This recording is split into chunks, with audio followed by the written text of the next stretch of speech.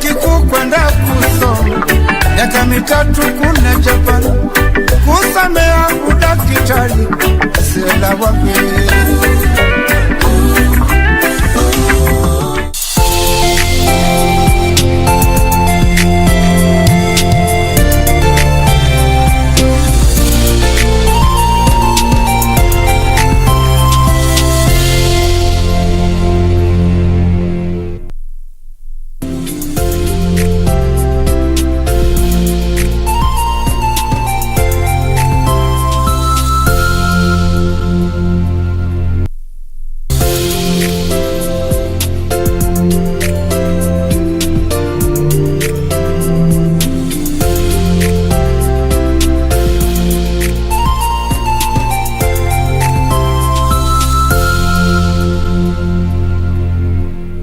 Kupata skiza tune ya maisha, bonyeza *811*965#. Maisha ni mafupi, hivyo si vyema kumaliza muda mwingi katika malumbano. Hesabu baraka zako, wathamini rafiki zako na tabasamu ili udumishe amani. Bonyeza *811*965#. *811*965#.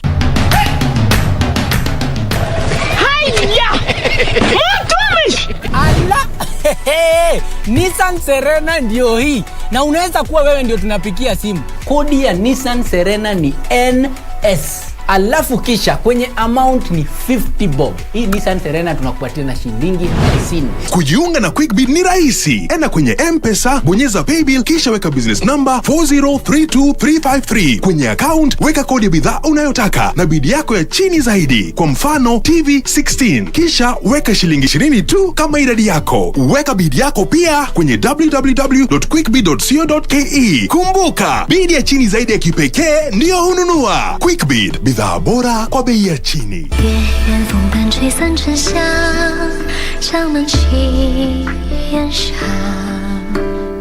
Did your men sneak something in? My men are completely trustworthy. They would never betray me. Yudza must be kept in a secret place and under tight security after all this. But right now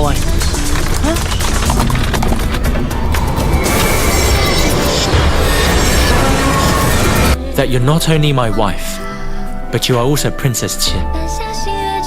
If I didn't drain the poison from his blood, he would be dead.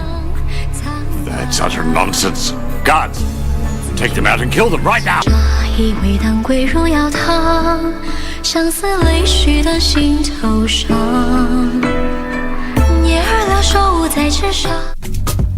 This is where it all began. As the mother of broadcasting in Kenya, you can trust KBC to bring you authentic news and programs to your living room.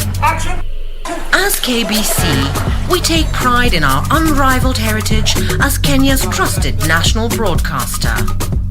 Commanding over 92% digital television signal coverage of our country, 23 radio services that cut across our entire language spectrum, a national, regional and international digital presence backed by the most experienced and top-notch broadcast professionals in the industry. A very good evening to you. The new look Kenya Broadcasting Corporation is truly ahead of the pack. Turn to the mother of broadcasting in Kenya for stories that resonate with our identity, our aspirations as a people united in purpose. Real stories of hard work, of passion, of creativity, of big dreams. Stories that cement our nationhood. Stories that bring us together as one. We take pride in our shared heritage and destiny. KBC.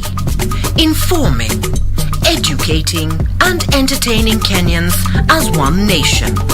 KBC. Kenya's listening. Kenya's watching.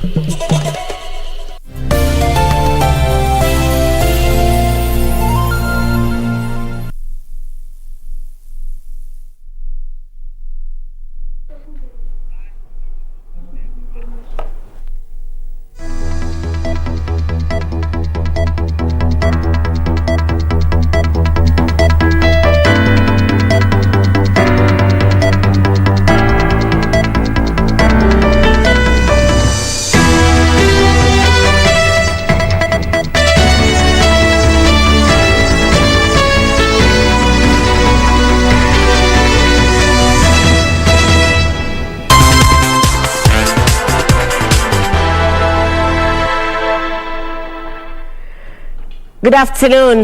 This is KBC. Thank you for creating time for us. A warm welcome to the Lunchtime News. My name is Irene Muchuma Odem. My co-uncle sign language interpretation this afternoon is Lancer Odingo. Now, Kakamega County Governor Wycliffe Oparanya says the county has received a new consignment of the AstraZeneca vaccine to help scale up immunization efforts against COVID-19 in the region. Oparanya dismissed naysayers of the vaccination campaign, urging residents to strictly adhere to the Ministry of Health guidelines. The governor was speaking in Butere Sub-County during the burial ceremony of Mama Jane Welinga Matianyi, where he also noted that the pandemic continues to adversely affect residents in the 13 counties that make up Lake Region Economic Bloc.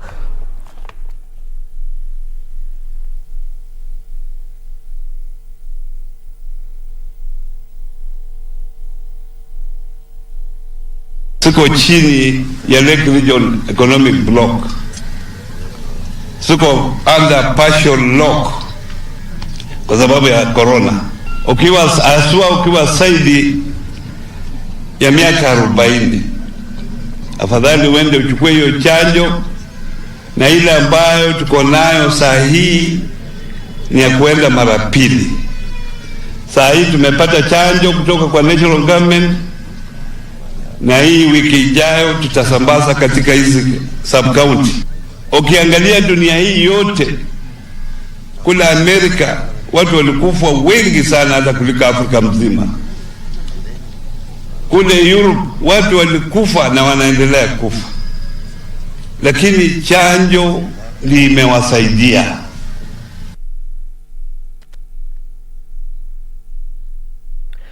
Leaders from Kilifi County are raising concerns over rising deaths related to COVID-19.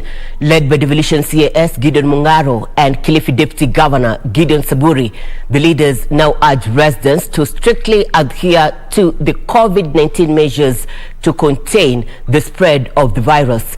Last Friday, Kilifi was leading nationwide in COVID-19 infections. The situation of coronavirus disease in Kilifi County has been on an upward trajectory of late. Speaking at the burial of 2 children of Reverend Tom Dawa of Anglican Church in Malindi, Mungaro said his hometown Gede in Kilifi North constituency was recording high deaths related to COVID-19. Wale ambao mmesikia chanjo ziko Kilifi, kama mnaweza chukueni, jaribu angaa kukinga makali yake. Maana tukiambiwa kama yaponya, lakini tujaribu kuchukika makali yake, sababu tunahitajiana tuonane tena.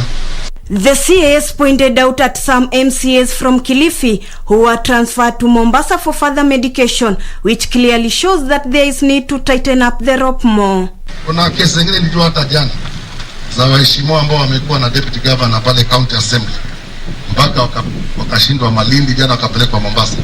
Kwa hivyo tusilegeze kamba, tujaribu tujichunge kwa sababu COVID bado iko. His sentiments were echoed by Deputy Governor Gideon Saburi, who said people should realize that COVID-19 pandemic is real and should not be misled. Mtu yetu yoyote ambaye ameshikwa na corona sahihi, watu wanakuwa na wasiwasi. Maana haichukui muda, maana imemuondoa mtu katika maisha. Kwa hivyo tufuate kanuni za afya. Saburi, who got infected with coronavirus at the beginning of the pandemic, said he has become a crusader against the pandemic. Mimi sasa nimekuwa ni crusader wa mambo ya haya ya ugonjwa wa corona. Niko mstari wa mbele kusema ya kwamba corona iko na tujikinge. For Lunchtime News, I'm Ruth Wamboi. From Kilifi County to the county of Nairobi, but still on health concerns, the Kenya Union of Clinical Officers are currently addressing the press on concerns regarding clinicians here in the country. And my colleague Pirete Mseu is with the team. Currently, the chair of KUKO is addressing members of the press. Peterson Washira. Let's listen in. Who have challenges with National Hospital Insurance Fund to allow their people to come out so that we can meet at Uhuru Park and we start our procession to National Hospital Insurance Fund. And the theme of these demonstrations shall be liberating NHIF for UHC, because these cartel-like processes that have been put at NHIF, what they are doing is that they are limiting the access of Kenyans to the health care that our government is trying to ensure that they access.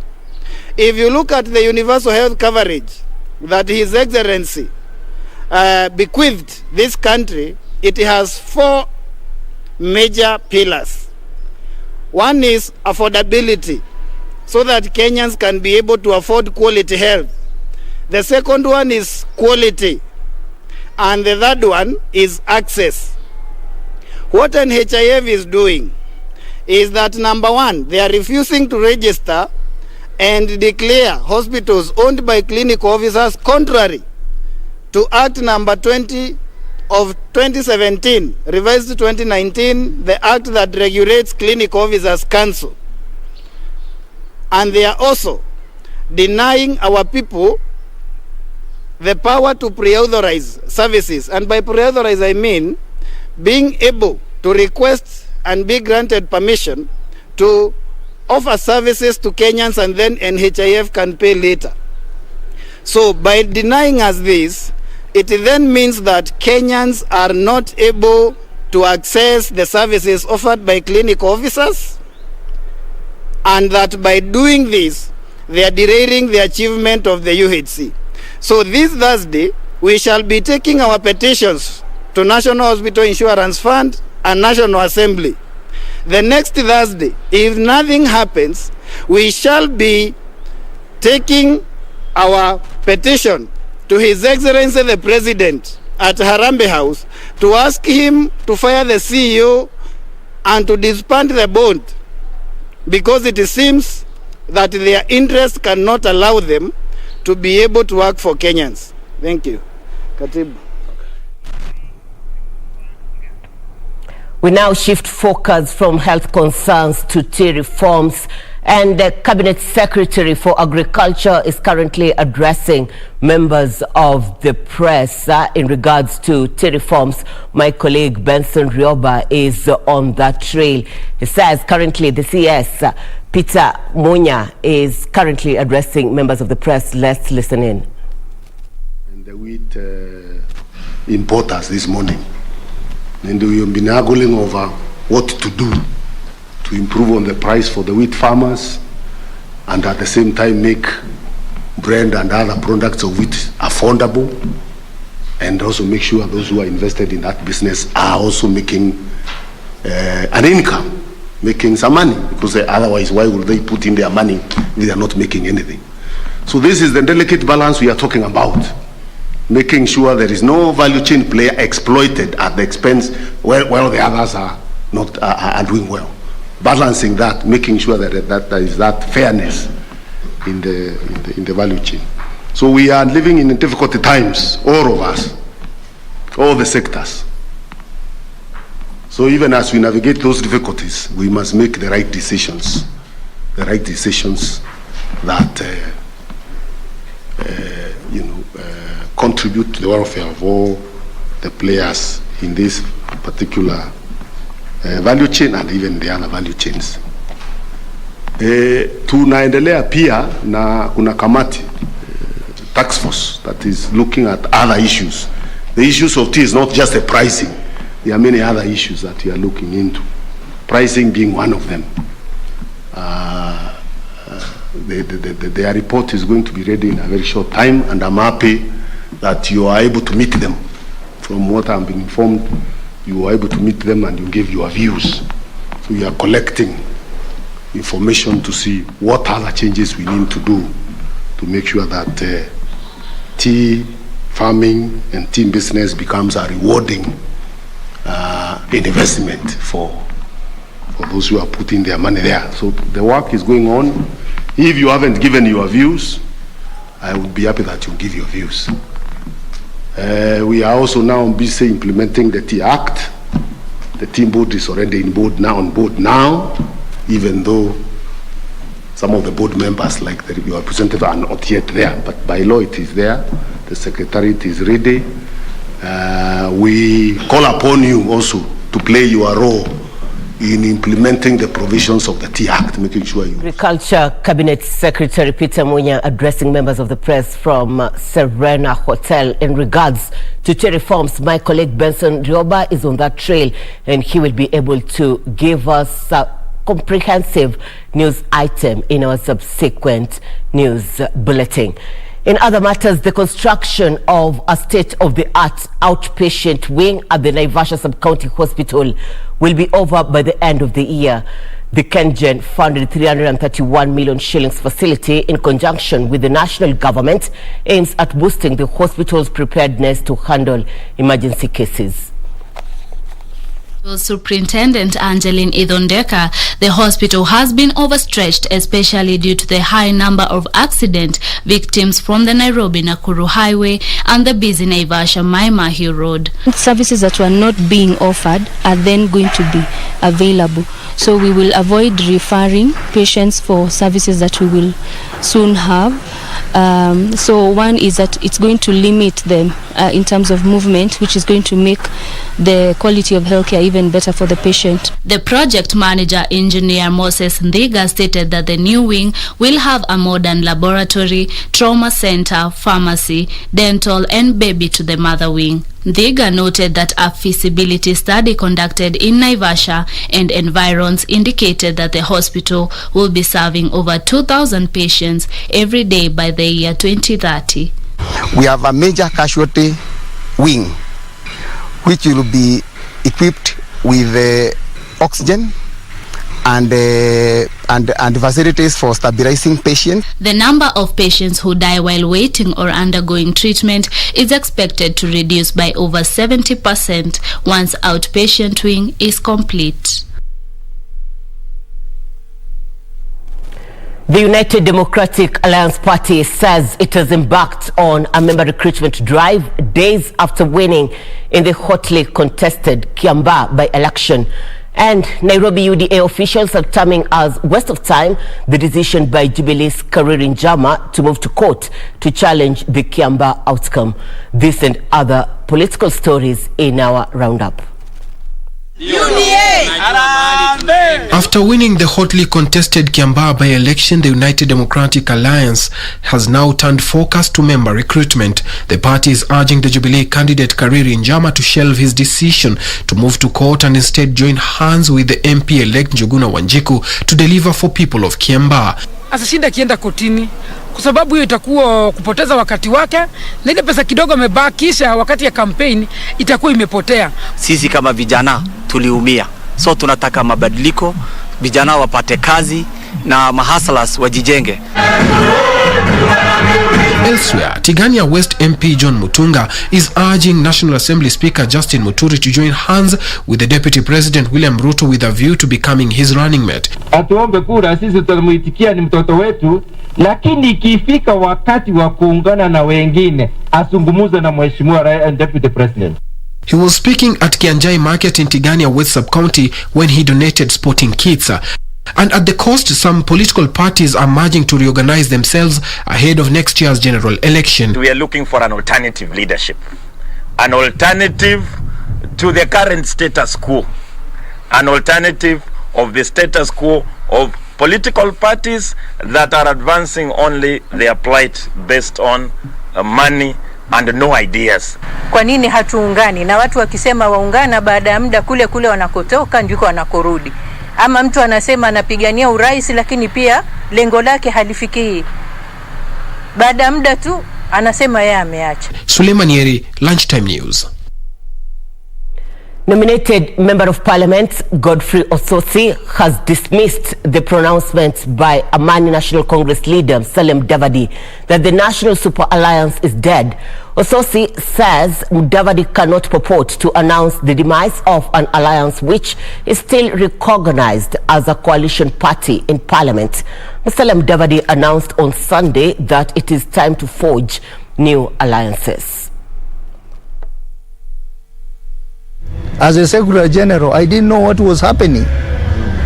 until on the eve of the signing ceremony is when I got to know this is the document that has been produced. Raila Odinga gave Musalia Mudavadi the leeway to do everything that he desired because he was the founder of NASA. The money they are getting from the political parties fund is largely due to their votes for these other positions, not presidential.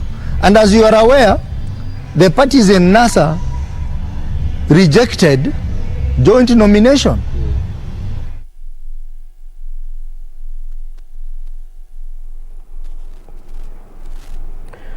A group of reformed women circumcisers in Kajiado County are leading a campaign against female genital mutilation among girls.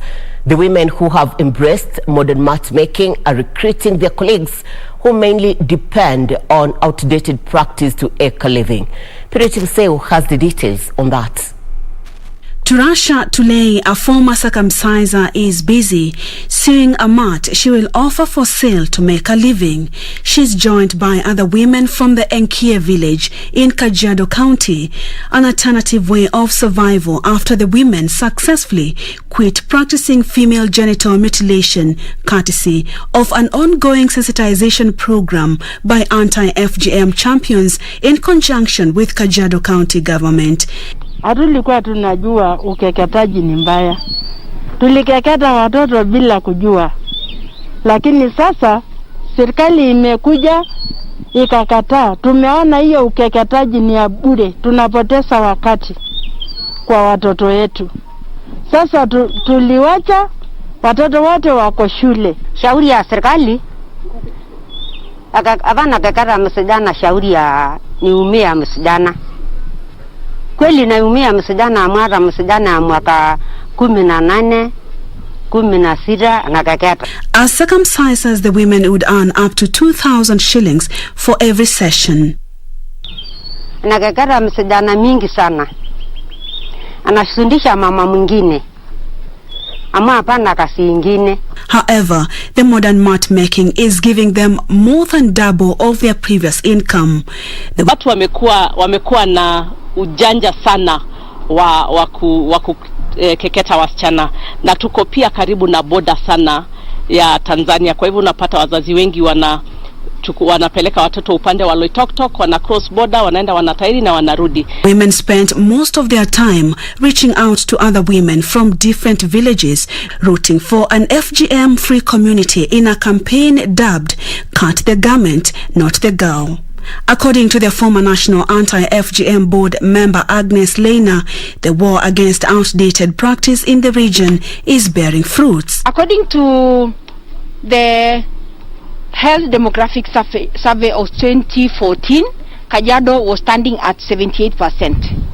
Right now, the Kajiado came up to 74% and now it's around 71%. It has come down.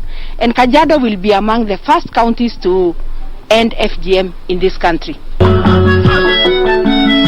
Despite Kenya banning female genital mutilation in 2011, the tradition of circumcising girls has continued in some ethnic communities. Purity Museo, Lunchtime News. This is KBC and you're watching the Lunchtime News. We do appreciate your feedback on our social media platforms at KBC Channel 1 on Facebook, YouTube and Twitter. We are taking a short commercial break. We'll be back with more. Stay with us.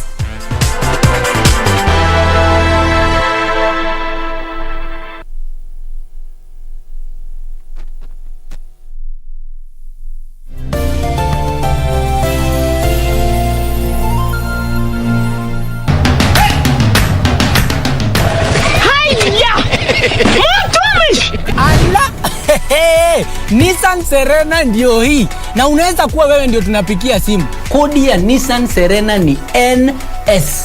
alafu kisha kwenye amount ni 50 bob. Hii Nissan Serena tunakupatia na shilingi 50. Kujiunga na QuickBid ni rahisi. Enda kwenye M-Pesa, bonyeza paybill kisha weka business number 4032353. Kwenye account weka kodi ya bidhaa unayotaka na bid yako ya chini zaidi. Kwa mfano TV 16. Kisha weka shilingi 20 tu kama idadi yako. Weka bid yako pia kwenye www.quickbid.co.ke. Kumbuka, bid ya chini zaidi ya kipekee ndio hununua. QuickBid, bidhaa bora kwa bei ya chini.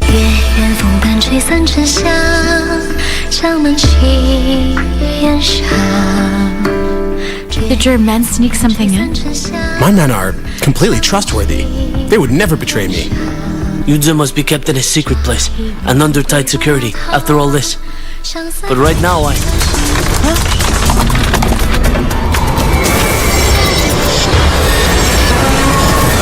that you're not only my wife, but you are also Princess Qin.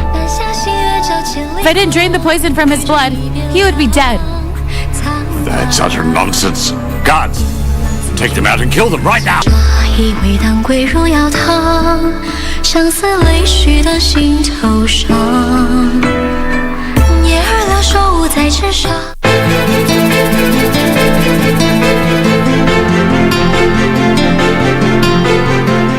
Safari, kama hauna usingizi, jiokote uende kwa utembele mbele.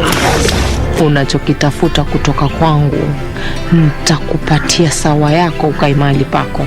Wewe kama wataka watafute kwenye vyumba vyao huko, mimi sijapangisha mtu hapa. Kwani nimekufanya nini mbona nijibu hivi? Wewe ulifanya kuja hapa, mimi nilizaliwa hapa. Mimi ndo first born katika hii nyumba. Sitakubali mtu yeyote aingilie katika mipango yangu. Kwa hivyo chunga sana unapokanyaga.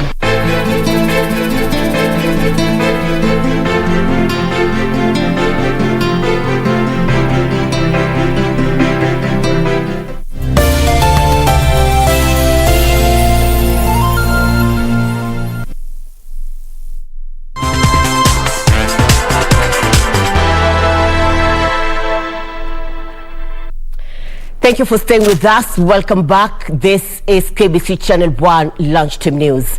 Now, women in Mandera County have teamed up to end female genital mutilation.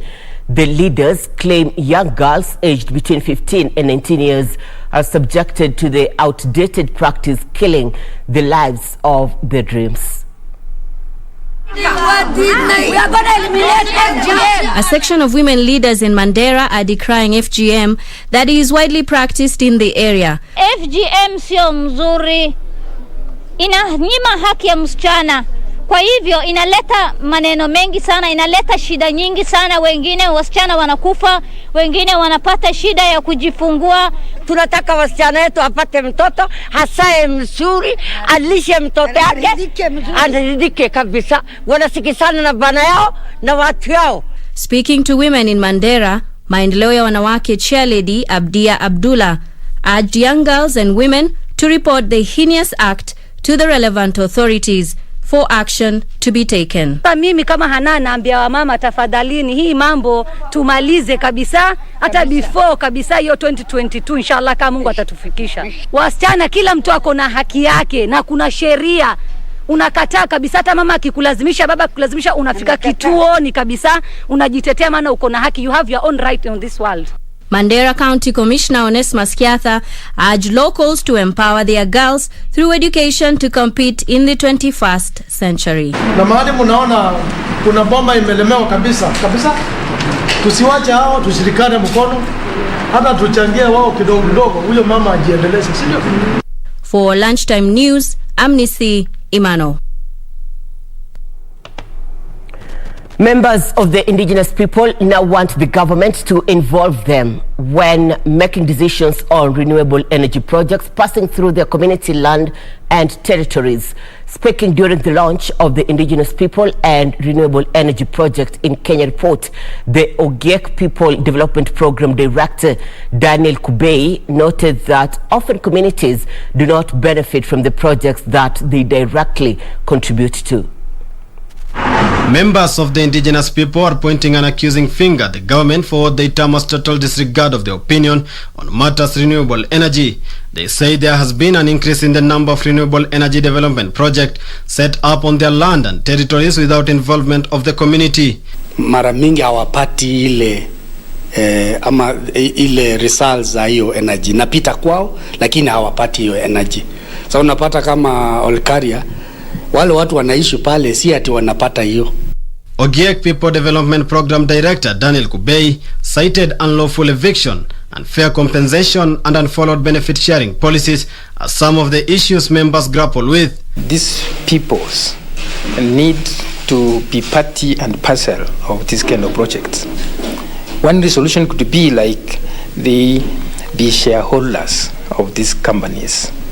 This even as he said there is a need for government to set up a framework to promote human right-based approach for development of energy infrastructure on their lands and territories. Tuanze kufanya kama ni mambo ya biogas, mambo ya hata ile units ndogo, ile hydroelectric, ile ndogo zinaweza tumika yenye inaweza saidia village moja peke yake.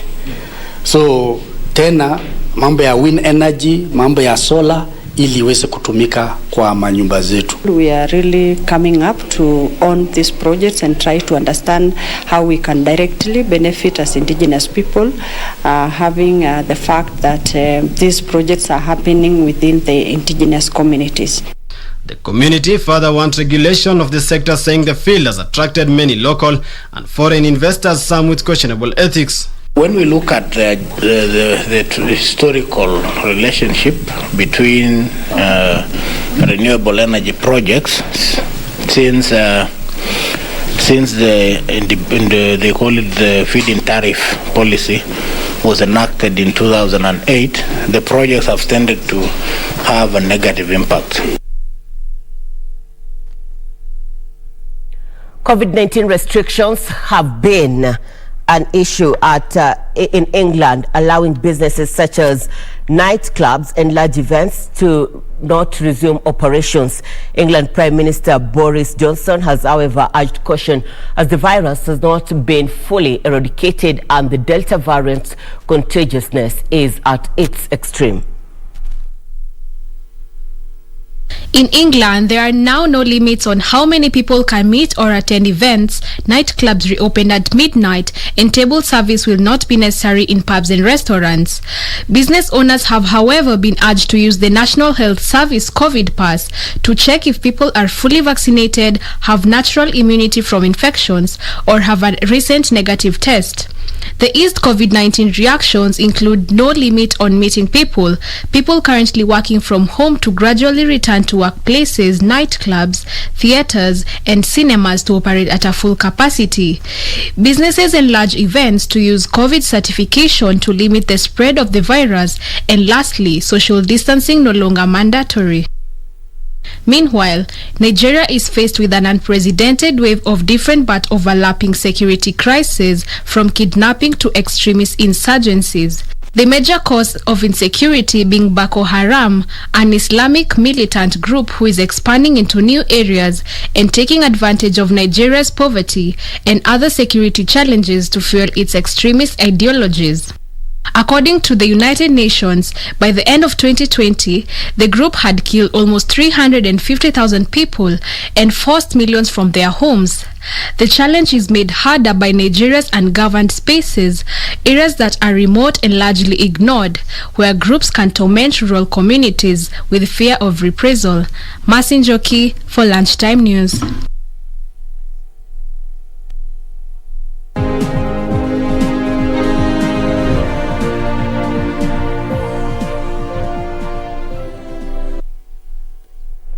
Time for Channel 1 Business News. And county governments in cotton farming regions have been urged to introduce subsidy programs to support cotton farmers purchase seeds and pesticides. Tejal Dudia, Managing Director, Thika Cloth Mill, says lack of credit access remains a major impediment to the revival of the textile industry. Growing of genetically modified BT cotton in the country is expected to increase production, with annual production projected to grow from the current 20,000 bales to over 200,000 bales by 2022. Na inatakiwa kama nchi tuweze kukuza marobota 1,200 ya pamba ambayo imesafishwa kwa kufikia mwaka wa 22. However, financial constraints faced by smallholder farmers threaten the textile industry revival. As such, county governments in the cotton growing regions have been urged to chip in and help cotton farmers in the purchase of pesticides and cotton seeds in order to save the cotton industry from total collapse. According to Tejal Thothia, Managing Director, Thika Cloth Mills, a subsidy program will go a long way in enabling farmers to access resources they need to adapt to the effects of climate change and coronavirus pandemic. Nashukuru serikali ya county government ambayo inaongozwa na His Excellency Fahimu Yasin Toha kwa sababu ya kutupatia begu ambayo tunajivunia kutoka mwaka jana ambao tuliweza kuvuna. Kama mimi mwenyewe niliweza kupata kilo 3,000 na nikaweza kupata pesa ya kujisaidia. Serikali isaidie Karo kutransform ile mbegu yetu iwe ni mbegu yenye mazao mengi ambayo ina kinga ya dawa za makwekwe na ina kinga ya wadudu. Going forward, farmers cite delays in distribution of cotton seeds during the last season that led to low production of cotton and subsequent importation of cotton from Tanzania and Uganda. Brian Munyoki, Lunchtime News. Kenya's total debt portfolio hit 7.7 trillion shillings as at the end of June. This is according to the latest Central Bank of Kenya, which further revealed that the country's debt stock has been on an upward trajectory over the last 12 months to stand at 6.7 trillion shillings. The report comes in the wake of public outcry over government's growing appetite for debt. Kenya's public debt is projected to rise to 8.6 trillion shillings by June 2022, as highlighted in the 2021 budget statement, and 9.4 trillion shillings in the subsequent financial year. This comes in the wake of growing uncertainty over the increasing debt. As of 30th June, Kenya's total debt hit 7.7 trillion shillings, comprising of 3.6 trillion shillings in domestic debt and 4 trillion shillings in external debt. National Treasury maintains that the country's debt remains sustainable, though its carrying capacity continues to decline. Treasury is backing a debt ceiling expansion from 9 trillion shillings to a higher figure. Going forward, Ukur's administration plans to have the day-to-day management and operations of public debt management undertaken by the Public Debt Management Office to enhance efficiency, strengthen accountability and transparency. And Faulu Microfinance Bank targets to lend 1 billion shillings to farmers, traders, contractors, manufacturers and property developers in Nakuru, Nyandarua and Laikipia counties. So we are also positioning ourselves in the days to come as we become a city, as we plan how our businesses will also expand. Nakuru wants to occupy that position of being a financial hub for the region. And this will come in handy, because we believe that one of the sectors that we must look at is the SME sector, because we know for you to cater for the SME sector, you need to have a very deep knowledge of what they do, how their businesses operate, so that as you lend to them, you first understand who they are and the nature of their business. The move is aimed at increasing support to small enterprises to play a bigger role in key sectors like agriculture, manufacturing, trade, tourism and real estate. The bank will also provide crop insurance to farmers through its bank assurance agency. Regina Manyara reporting for Lunchtime News. Across the borders in the world of business, oil producing nations have agreed to increase their output with the aim of reducing prices and easing pressure on the world economy. The Organization of Oil Producing Nations and partners such as Russia will boost supply from August after prices climbed to 2.5-year highs during the pandemic. Details of this and other stories in our international business roundup. In 2020, OPEC and its partners cut production by a record of 10 million barrels per day amid a pandemic-induced slump in demand and collapsing price. However, this year the price of oil has surged as economies have reopened, contributing to raising inflation in some countries and threatening to put the brakes on global recovery. Under the new deal, OPEC and partners have agreed to increase supply by a further 2 million barrels per day from August until December 2021 to help stabilize the market. Higher output quotas have also been agreed by several members from May 2021, including the UAE, Saudi Arabia, Russia, Kuwait, and Iraq. The cartel said it would phase out by September 2022 oil production cuts that were brought in last year. The oil producers have been seeking to ease the cuts, but a row between Saudi Arabia and the United Arab Emirates threatened to derail the plans earlier in July. Elsewhere, Johnson & Johnson is said to be exploring a plan to offload liabilities from widespread baby powder litigation into a newly created business that will then seek bankruptcy protection. However, it is yet to confirm if J&J has retained restructuring lawyers to help the company exploring the bankruptcy plan.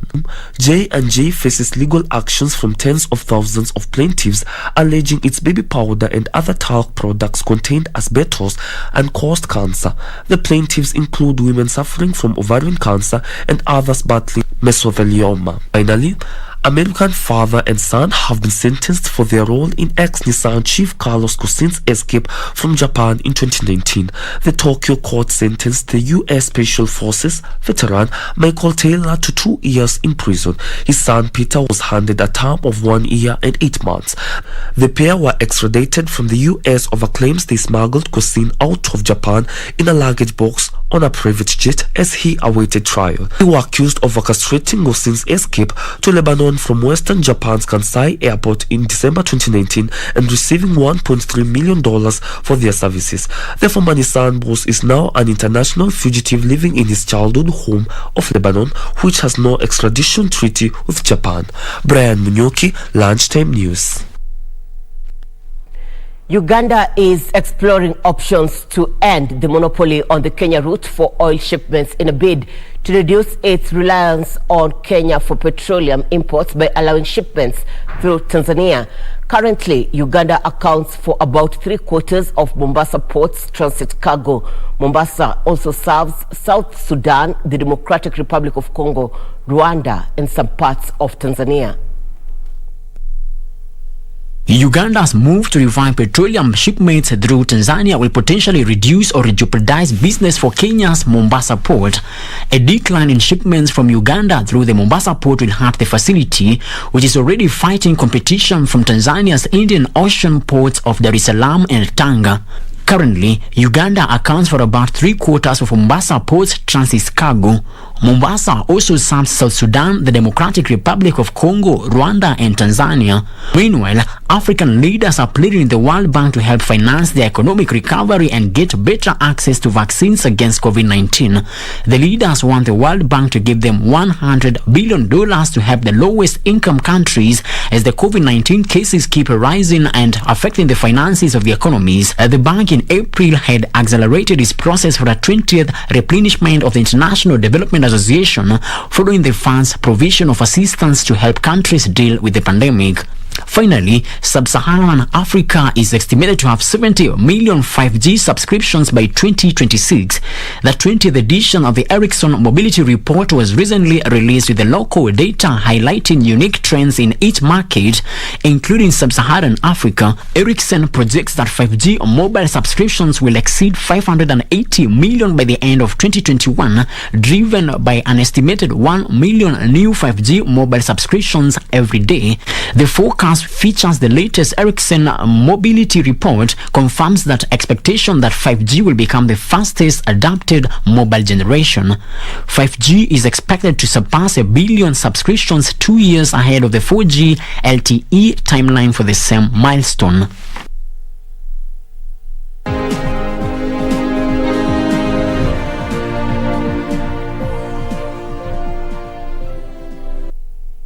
You're watching the Lunchtime News. We are taking another short commercial break. We'll be back and I'll be telling you what you need to know in the world of sports.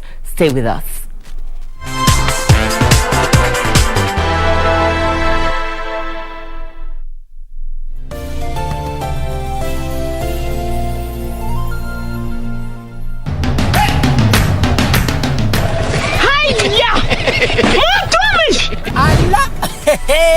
Nissan Serena ndio hii, na unaweza kuwa wewe ndio tunapikia simu. Kodi ya Nissan Serena ni NS. alafu kisha kwenye amount ni 50 bob. Hii Nissan Serena tunakupatia na shilingi 50. Kujiunga na QuickBid ni rahisi. Enda kwenye M-Pesa, bonyeza paybill kisha weka business number 4032353. Kwenye account weka kodi ya bidhaa unayotaka na bid yako ya chini zaidi. Kwa mfano TV 16. Kisha weka shilingi 20 tu kama idadi yako. Weka bid yako pia kwenye www.quickbid.co.ke. Kumbuka, bid ya chini zaidi ya kipekee ndio hununua. QuickBid, bidhaa bora kwa bei ya chini.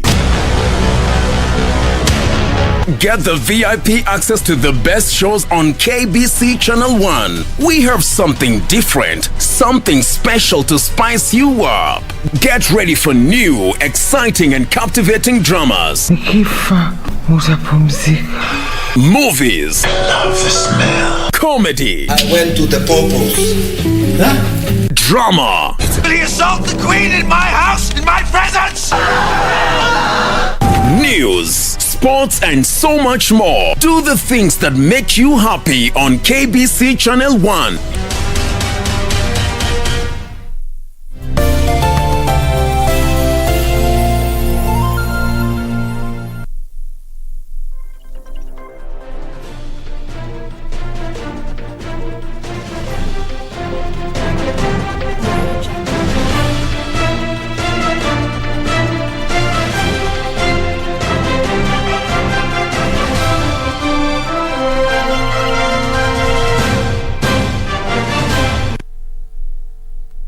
Time for Channel 1 Sports News. And national basketball team Kenya Lionesses arrived home last night from Kigali, Rwanda. The Kenyan Queens beat Egypt 99-83 in the final match of the Zone 5 qualifiers to qualify for the FIBA Afro Basketball Women's Championship for the 7th time. The team now joins Zone 2 champions Cape Verde and hosts Cameroon as the teams that have already qualified for the 12-nation FIBA African Championship slated for September this year in Yaoundé.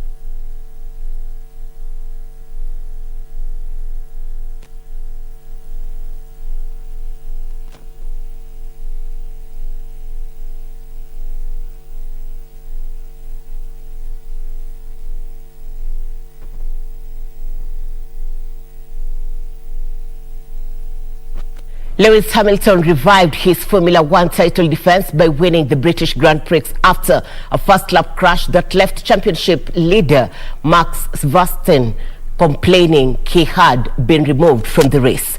Hamilton's win ended Red Bull's streak of 5 straight victories to cut Verstappen's lead in the championship to 8 points. Lewis Hamilton fought back from a 10-second penalty for a crash with Tatum